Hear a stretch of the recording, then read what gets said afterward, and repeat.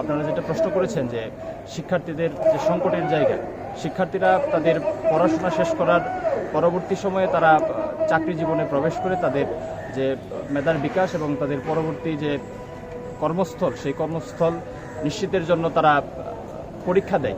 কিন্তু সেই পরীক্ষার প্রশ্নপত্র যদি ফাঁস হয়ে যায়, তাহলে শিক্ষার্থীদের যে মেধার মূল্যায়ন এবং তাদের যে পরিশ্রম, সেই পরিশ্রমটি আসলে সার্থক হয় না। এবং যারা এই প্রশ্নপত্র ফাঁসের সাথে জড়িত এবং যারা এর হোতা, তাদের যে আমরা শাস্তির দাবি জানাই।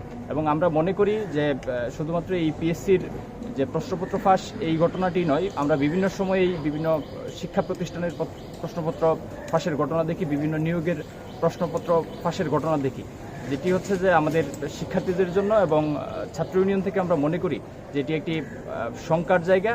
এবং এর যদি আমরা লাগাম এখনই টেনে না ধরতে পারি, তাহলে ভবিষ্যতের জন্য এটি আরও সংকটের কারণ হবে। এবং আমরা মনে করি যারা এই সংকটের সাথে জড়িত তাদেরকে দ্রুত গ্রেপ্তার করে আইনের আওতায় এনে তাদের শাস্তির ব্যবস্থা করতে হবে। আচ্ছা, সাম্প্রতিক সময়ে আমরা দেখলাম যে বিসিএস সহ পিএসসির অনেকগুলো গুরুত্বপূর্ণ কিন্তু প্রশ্ন ফাঁস হয়েছে।